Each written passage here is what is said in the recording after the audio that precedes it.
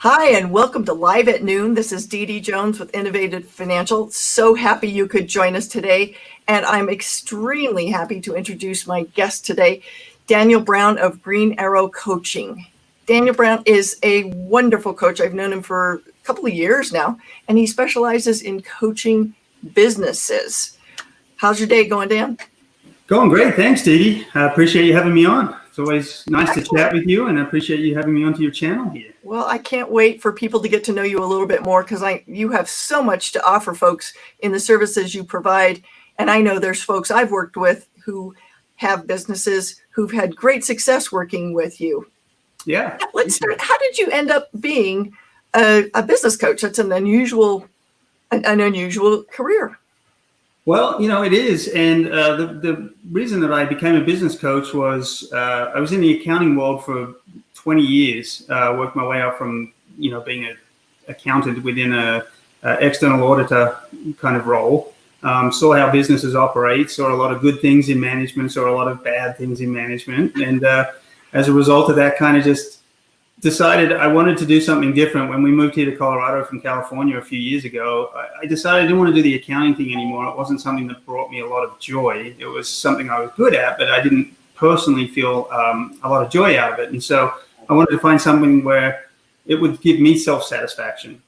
Awesome. And so the coaching was kind of the best of the accounting world that I enjoyed, which was really the strategy and the understanding of how businesses operate, how to focus on the revenue streams and how to look at the expenses and make sure that you're not upside down, and then have a budget in place, which a lot of business owners, unfortunately they don't. They just kind of shoot from the hip.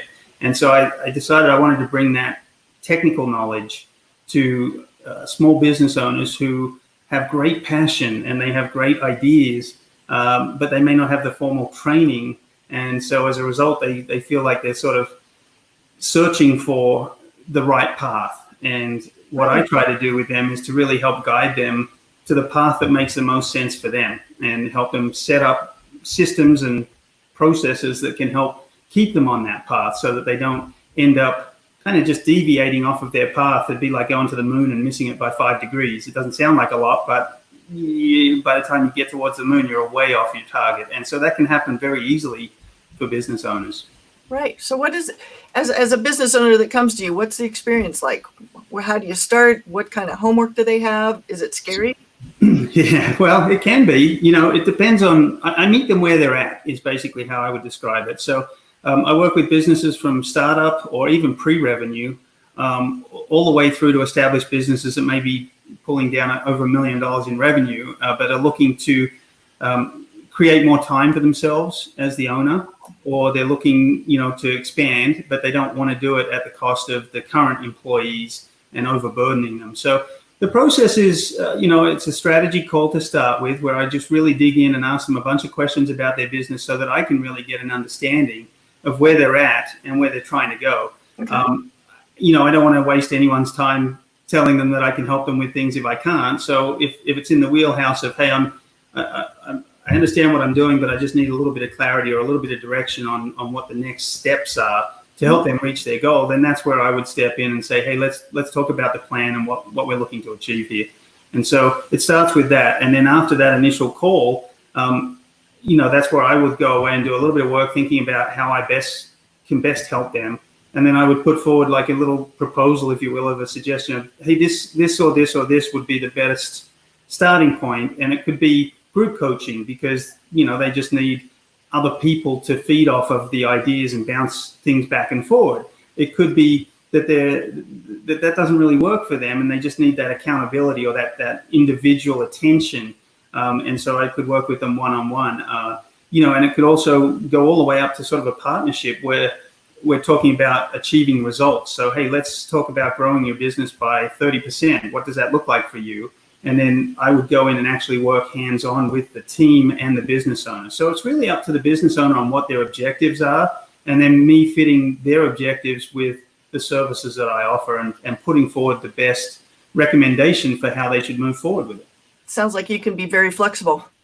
That's the beauty of it, and I think, being a CPA, that you have with the financial background and the understanding of numbers, That's the backbone of any business. It's the easiest way, if you can understand what the numbers are telling you, it's the easiest way to understand where potential issues exist, and also to see where opportunities are.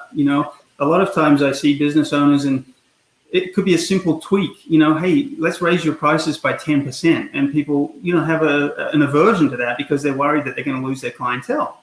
And the truth is, price is really just an arbitrary valuation. And so whether it's $20 or $100, people may look at it and say, it doesn't really matter to me. It's the value that I'm going to get from what I'm purchasing. And so it's always interesting when you're talking about it, and you would know this better than anyone because you talk to individuals all the time about how they see their finances and things. Right. And so, the value of $1 is interesting when you break it down. If I'm buying a soda, what do I get out of that? Well, I get the taste and I get something, but it's not a whole lot of nutritional value, for example. Right. Yeah. So $1 for me to purchase that may not seem like a big deal, but to put $1 into the stock market where I'm going to get nothing immediately and it's a deferred gratification, that may not be something that I feel comfortable doing. And so as a result, it's interesting to talk to people and see where their value lies. What are they looking to achieve, but are they willing to invest in this or are they willing to invest in that? And that's why I think it's important to really ask a lot of questions up front to get an understanding of what they're trying to achieve, because again, the value of $1 for someone is so different between different things. If they like something a lot, like if you love playing golf, then to pay $80 for a round of golf, you wouldn't think twice about it. But to go and spend $80 on a course that could help your business increase by 10, 20%, which could be let's just say $10,000 to $20,000 a year, and it's ongoing. Isn't that amazing? I don't want to do that. Yeah, sunk costs and biases and. Speaking of money, I find people think of money in different buckets differently. Oh, that's the bucket we're saving for the car. And so that takes on a totally different hook than the money that's sitting in the checking account or wherever it might be. So we get these mindsets around money. How do you help folks think longer term? Because that's a challenge for us, I know. Yeah, I think the biggest thing is really to paint the picture of what it looks like in the future. And because of my accounting background and working as an auditor and going in and seeing companies at different stages, I've worked with companies that are very small, they have 5 employees, but all the way up to publicly listed companies. And there are a lot of similarities between what goes on in each of those organizations, but there's also a lot of differences. And a lot of it comes down to scale. Obviously, the bigger you are, the more processes you need to have, but there's also more challenges in there. There's opportunities for sure, but there's challenges managing employees and things. So really it is painting that picture of what does the future look like, or what could it look like? And so that's where understanding what their driver is, because not everybody is revenue focused. A lot of business owners, for them, it's I've been in business 10 years. I don't really want to create an empire. I'm comfortable enough, but what I really want to do is I want to either set up a succession plan, or I want to just get my work under control so that I'm working 25 hours a week instead of 40 hours a week, because I'm at that stage of my career.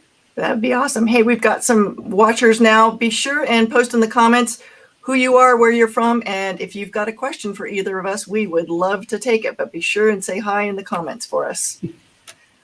So change your hats for a minute. You are a small business owner, just like so many of the people you work with. As a small business owner, what are challenges that you have faced, and how are you dealing with those?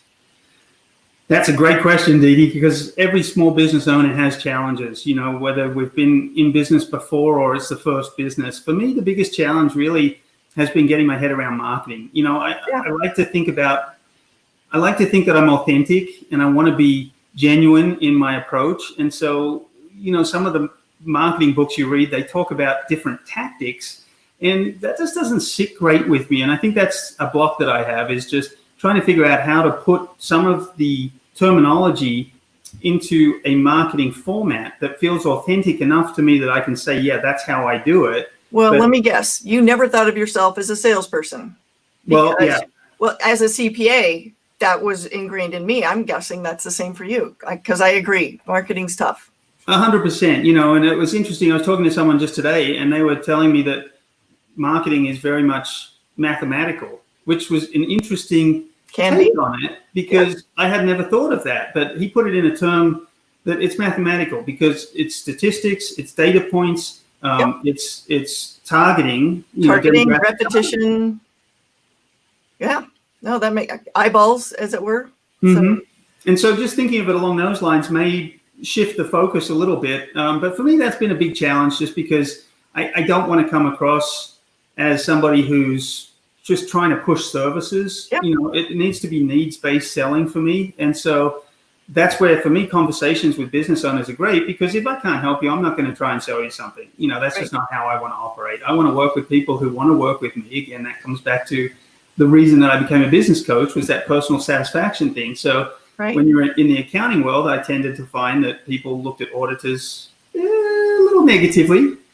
Necessary evil is the necessary evil. You're just trying to find mistakes. You're going to get me fired, and it's like, well, no, that's not what I'm trying to do. Yep. And even when you jump the fence and work inside of an organization, I found that there was a lot of departmental politics that went on. So HR and finance seem to always be who's driving this bus, and it seemed to be a real power struggle all the time. So you tended to get different departments feeling like we were the no department because they'd ask for something and you'd have to say, well, is it in the budget? No. Okay, well, let's talk about how we might be able to do it differently, but probably we can't. So you went from being a cost center to a revenue center. How's that for a big mental shift? It's a huge mental shift, and I think that's been a big challenge for me as a business owner is to really just understand that it is a numbers game. You have to talk to X number of people before you can find a client who's willing to work with you.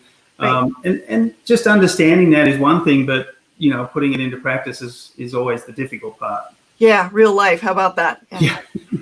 That's cool. So I warned you ahead of time. I always ask folks about a financial challenge that they've dealt with in their life and how they've overcome it. Do you have a story you'd like to share?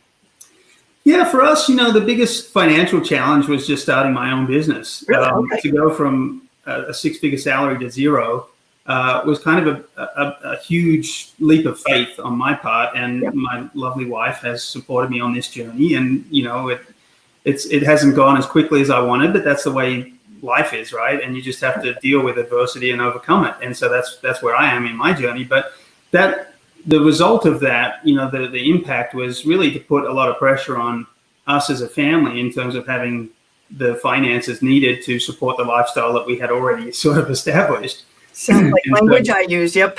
It becomes that there's a gap. How are we going to mitigate that gap and fill it? And, unfortunately for a while there, it was kind of credit cards. And so as a result, you see the credit card going up and we know it, but knowing it and doing something different are two different things. And so, for us, that was a big challenge. And, we were able to refinance and push some of that into a lower interest rate, which was great. But, that has been a big challenge. But I think we're past that point now where we've had that issue exactly. And so now it becomes more of how do we start to maximize our planning as we start to go forward? Because that's the next step. Having a business is great, but you need to know, well, what are you going to do when it comes to time to sell the business or retire? What does that look like? And so, well, you're young yet, so hopefully retiring is not too soon on the horizon, at least not. Youngish. Let's go with that. You have a youthful look around you. We'll go with that. Yeah. So now so you're a small business owner and a small business coach. So sometimes you're in your own head talking to yourself, like I think of. For sure. And the truth is I have a coach that I work with, one of the guys he was the guy that brought me into coaching when I talked to him about it. And so I reach out to them all the time with questions. There's two guys. And so I reach out to them all the time to have little conversations about how to tweak things and what's working and what's not. And so, because it's true, I get in my own head and I start to say, well, this isn't working or this isn't happening how I wanted it to. And so often it's just, hey, I was thinking about this and this is what I was looking to do. And then you get that feedback where it's like, well, okay, let's talk about it. Let's understand what's really going on. And once you can do that and open the onion up, so to speak, you get to the core of it and then you can figure out the right path to go forward. So, personally, I have a coach to help me as well because it's just so important to have that external voice, of someone who's not in the weeds with you, but rather is able to go to that 30,000 foot level and say, okay, where are we really trying to get to? And why do we keep hitting this block. What's in our way? Correct. Insanity is doing the same thing and expecting a different result. I think every small business owner I've ever met, present company included, we all do it. We live in that place. We do, and oftentimes it's from a point of fear. It's a fear of failure. Sometimes it's a fear of success. It can be a fear of success too. Yeah. What does that look like, and what am I going to do with it? Right. If it all of a sudden mushrooms, then what?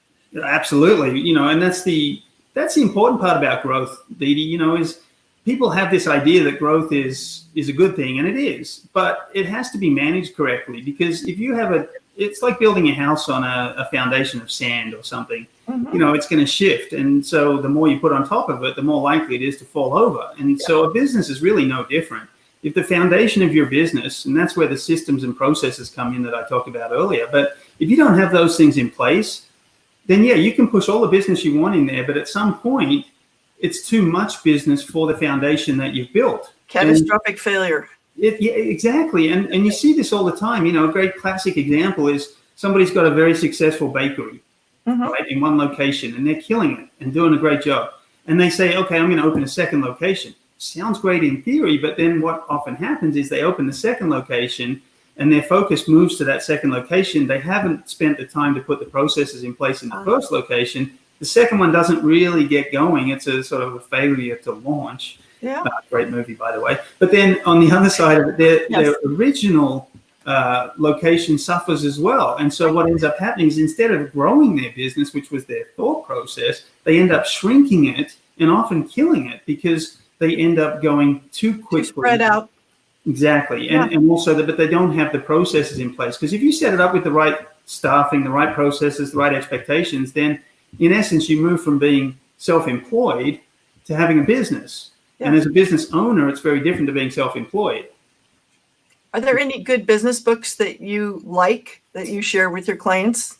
The 4-hour work week or whatever it is, there's a few different ones around productivity that I think are important.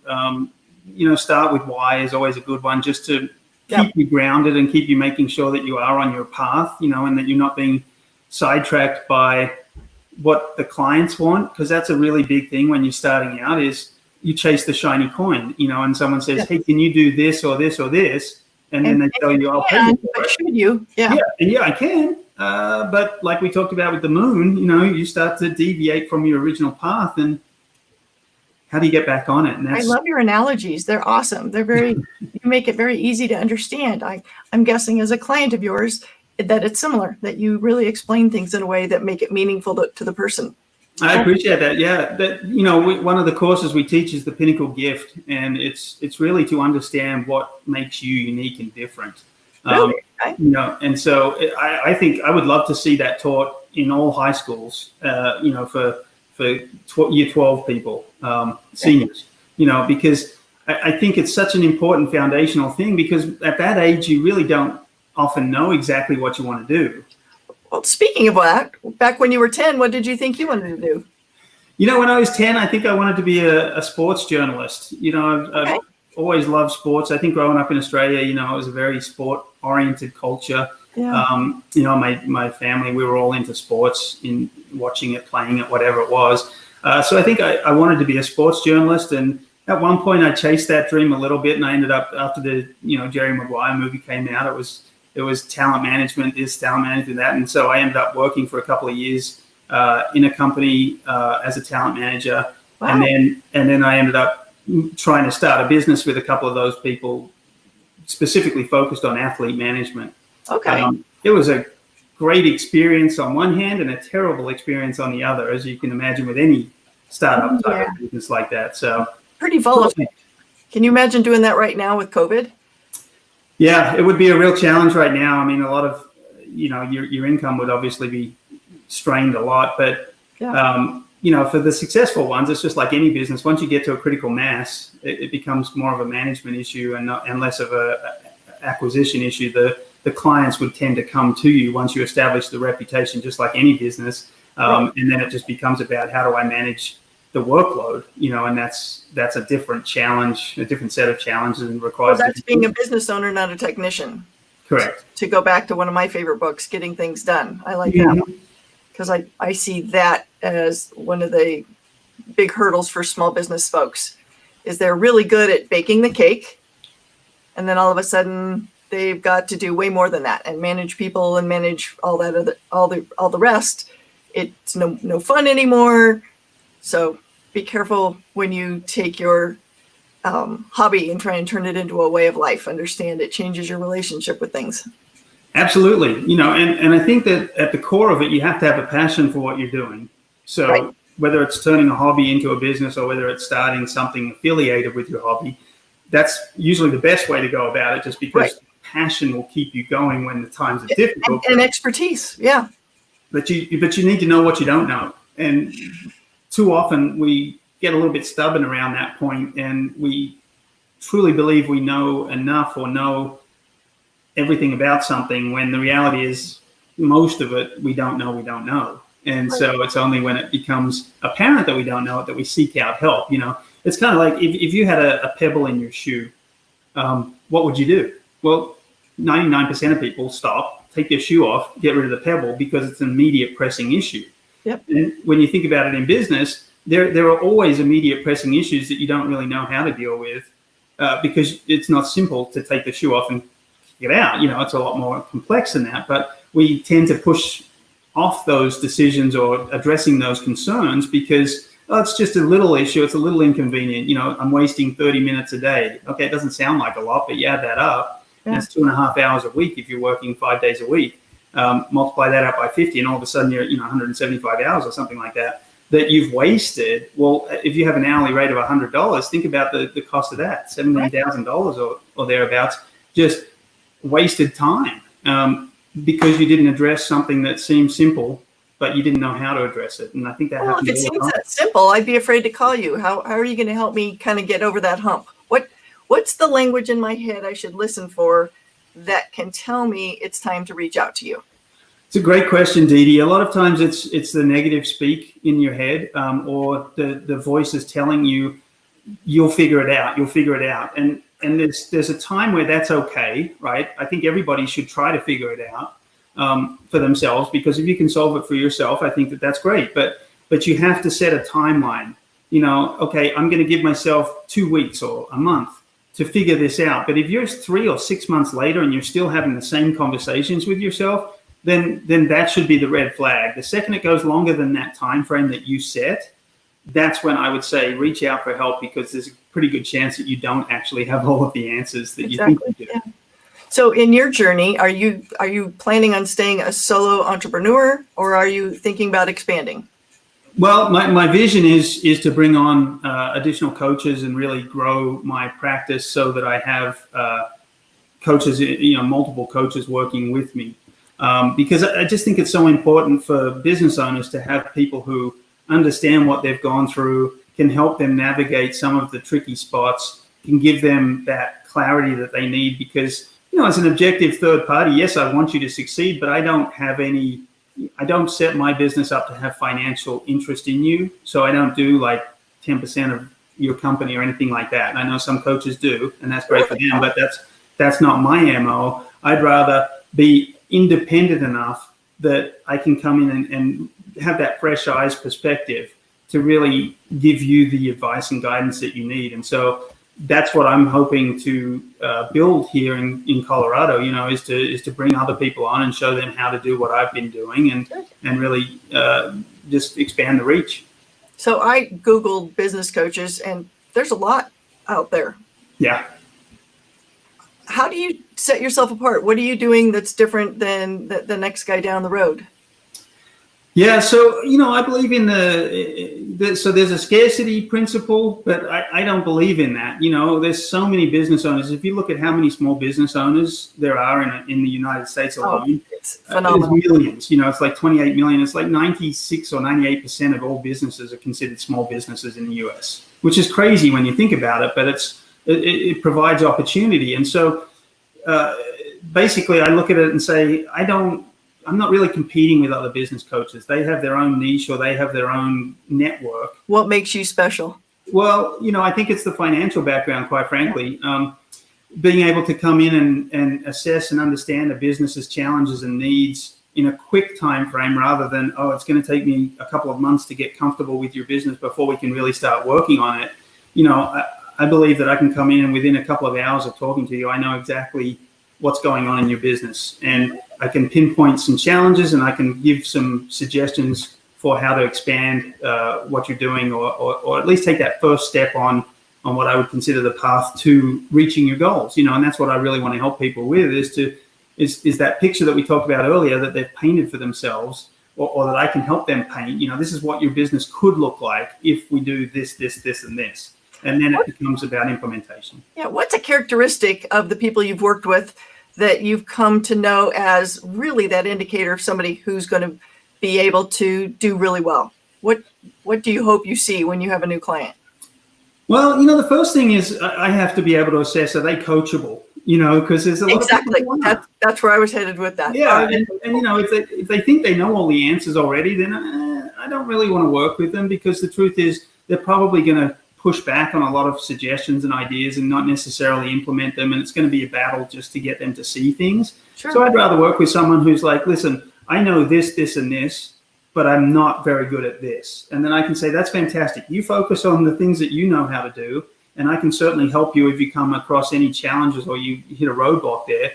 But let me work on a strategy to help you correct these other things. And the big thing here is, when we're in school, we were taught sort of, if you took a report card home and you showed it to your parents and there were a bunch of A's, a B, and a C, where did they tend to focus? Oh, the C, of course. The C, right? What are we going to do? We're going to get a tutor for you. We're going to help you, bring that grade up. And that's because it's all about improving the average.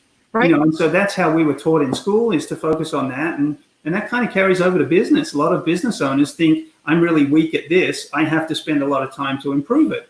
Mm-hmm. I would say that's not true. I think that your focus should be on your skills and your strengths, and then the things that you're not good at, rather than spending a bunch of time to learn it. Let's find somebody who that's their skill set and that's their expertise, and let's plug them in to do that piece. And so that's where I can come in and say, it's either me, whether it's the financial side of things, or it's a marketing social media expert who I'd say, okay, I need you to talk to this person up here. Yeah. So it's okay not to know it all. It's more than okay. It should be the new norm. I would love for people to take that and say, I'm perfectly happy knowing that I don't know everything, because, it's like could I change the oil in my car? Sure, I could probably YouTube it and figure it out. But do I really want to spend 3 hours trying to figure out how to change my oil? And you have to figure out where to dispose of the old oil. Good luck with that. Yeah, well, there's those issues too. Yeah, no, I understand. Yeah, so have you delegated parts of your business at this point, or are you trying to wear most of the hats? At this point, I've delegated a little bit of it, mainly on the marketing side, in terms of just the website. I had been doing that myself, and I outsourced that recently so that I could launch a new website with a little bit clearer focus. And like I talked about, that marketing piece where it still feels authentic, but they've put it in terminology. I think what I do is I explain the process a lot, and I think that's just my background. So I'll tell you how to make the sausages, but oftentimes they just want to know what the end result is, and then we can work through the sausage making. But my brain sort of works on I'm going to tell you how to do it step by step, and that doesn't work so great on marketing. No, show the big picture, what the sizzle, as it were, whatever it might be. Well, we're getting close to the end of our time, and I promised you the chance to throw any question at me that you want. So it can be as weird or as mundane as you care to. Well, I appreciate that, but my question was going to be a similar one that you asked me, but I wanted to know for you, what is it that sets you apart from other financial planners? Because similar to coaches, there's a lot of financial planners out there who do great work. How do you set yourself apart to say this is why someone should work with me versus the competition? Well, we have the advantage that I'm a CPA as well as a CFP, so we can create a feedback loop of service, if you will, because we're providing financial planning, investment management, as well as tax prep. And so by doing the tax prep, it's an automatic touch point every year. It isn't that we don't reach out to clients annually, but it's a forced. You can't skip doing taxes. Mm-hmm. And we can keep an eye on things and keep the plan on track. We can keep the investment adjustments, be it accumulations or withdrawals, on track, so that whatever is important to the client, because it's not what I think is important, it's what the clients think. we value that, and we quantify it where we can, but that's our North Star. That's what we're working toward, and that's what makes us very, very different. We're not a humongous company. We can provide some very personalized service, but it's really all about keeping the service consistent and focusing. Everybody's looking in the right direction. So that's what we're really proud of that. Yeah, no, I think that sounds great. And I can definitely see the loop that you're referencing there and the importance of it, because you're seeing all facets of it as opposed to just one leg of the stool, if you will. It's an unusual business model. Very few advisors do that. There are some accountants who do advisors, but they don't tend to do financial advising the very granular way that we do it. So we tried to take the best of both worlds, knit them together, and give our clients a really robust experience and really give them confidence as they're going through their financial life through time. So yeah, that's great. We're winding up. Daniel, thank you so much. What a great time. I've learned so much about a business coach and when to bring one in and what to think about when it's maybe time to bring one in. And I hope that our folks watching today and in the future get a whole lot out of it as well. So it's Daniel Brown with Green Arrow Coaching. We'll add some links in the comments when we're done here if you want to learn more. Be sure to like, follow us, subscribe, and be alerted to future chats like this and financial planning topics in the future. Have a great weekend, everyone. Bye, Daniel. Thanks, Stevie. Bye.